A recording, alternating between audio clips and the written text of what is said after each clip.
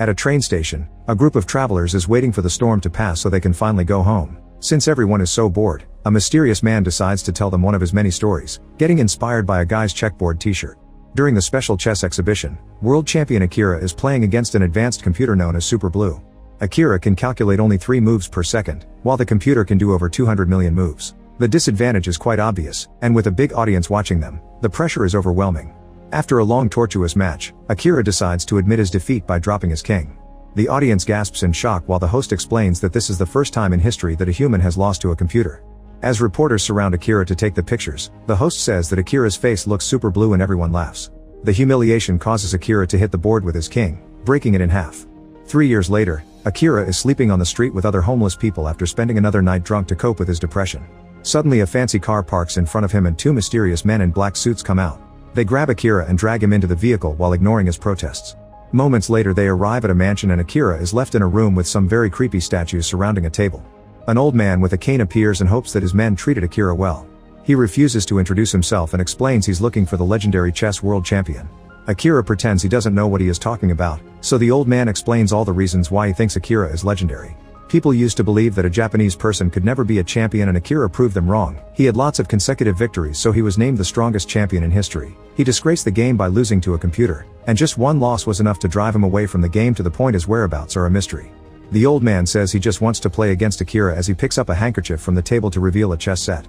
The sight is enough to make Akira sick, but he blames it on the hangover. The old man just keeps talking and shows off a binder with all the articles he collected about Akira.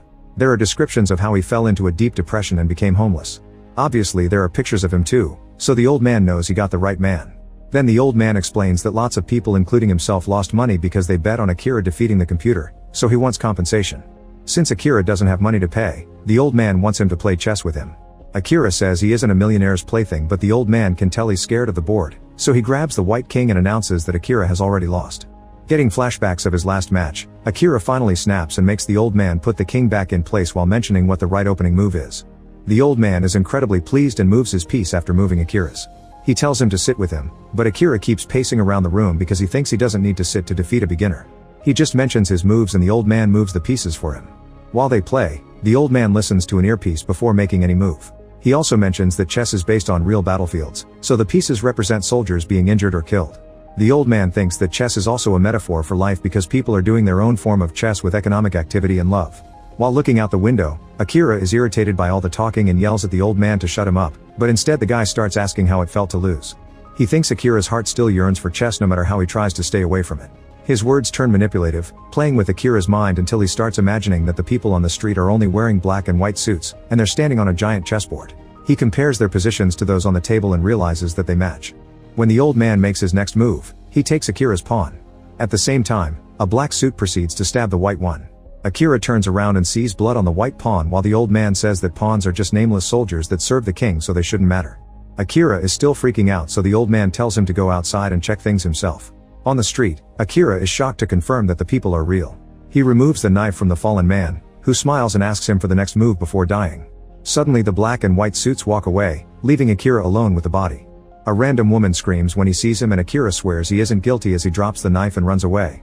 Sometime later Akira is at a mental clinic to talk to Dr. Tomoda, who has been his psychiatrist since the exhibition.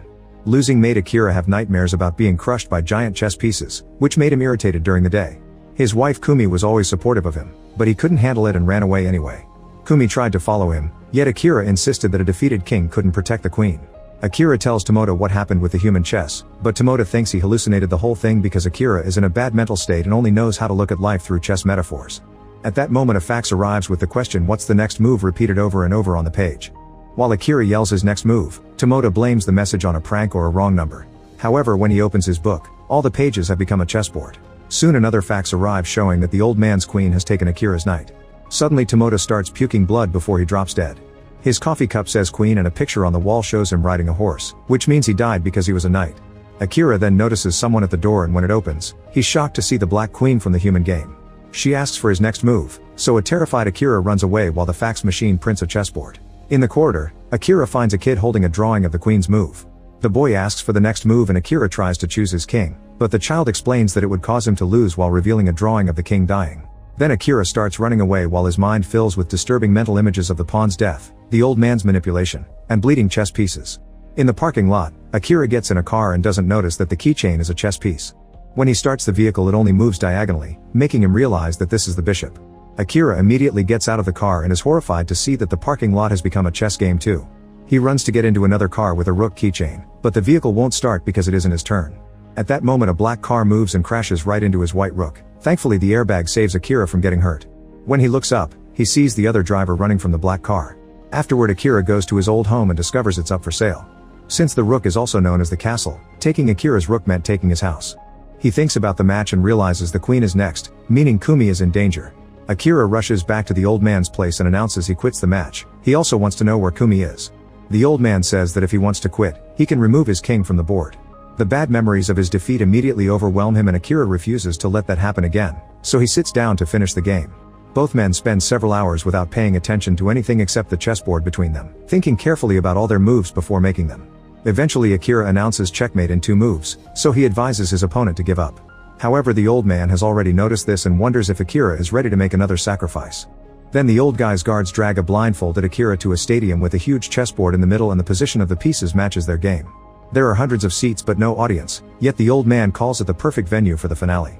He also tells the story of an Arabian king who played chess using prisoners to make it a real battle. When Akira takes off the blindfold, he realizes that the pieces are human again. The old man points out that chess will always be cruel because no matter if the other pieces are protected, a king always has to die at the end. Akira can easily win the game by moving his knight, however this will leave his queen exposed. The guards remove the mask from the queen and Akira is horrified to discover it's Kumi. The black rook has a knife and can kill Kumi. Akira tries to run toward her, but a sniper shoots at the board to stop him. The old guy explains that the penalty for moving on his own is death. Now Akira has to make a choice, win the game and lose his wife, or lose the game to save her. Kumi shakes her head but can't tell him anything because she's been gagged. After thinking about it for several minutes, Akira reminds himself that the king must protect the queen. He then decides to move his king piece, who happens to be himself. The opponent rook immediately advances and stabs Akira, causing him to collapse and lose the game. Suddenly the old guy and all the pieces start clapping. Even Kumi is clapping and smiling. All the human pieces from the street board and Dr. Tomoda enter the stadium as they clap too. Akira blinks and realizes he isn't actually hurt, so the black rook reveals he was using a fake knife. Tomoda explains to Akira that they've tricked him in this crazy game as part of his treatment. They've put him through shock therapy so he could rediscover his love for chess and convince him to enter competitions again. The old guy is a big fan of Akira, so he agreed to pay for everything. He reveals he doesn't have much time left, so he wanted to contribute something to humanity before death. It was his money that developed Super Blue, but he hated seeing a computer beat a human being and wanted a rematch. It turns out Super Blue has been telling the old guy what pieces to move through the earpiece, so Akira has been actually playing against it all along. Akira gets sad for a second because it means he lost against the computer again. However, he doesn't regret it because he finally understands that Kumi is more important, so he asks her for a second chance. Tomoda and the old man then reveal that Akira didn't lose. The computer can't understand the concept of self-sacrifice, so Akira's move was incomprehensible and made the system overload. When Akira turns around, he sees smoke coming out of Super Blue and realizes he did win. The old man concludes that machines can't calculate for love, so Akira made his best move. Kumi congratulates him and calls him champion before they reconcile with a hug. Make sure to subscribe and turn on notifications so you can watch more videos like this. Thanks for watching.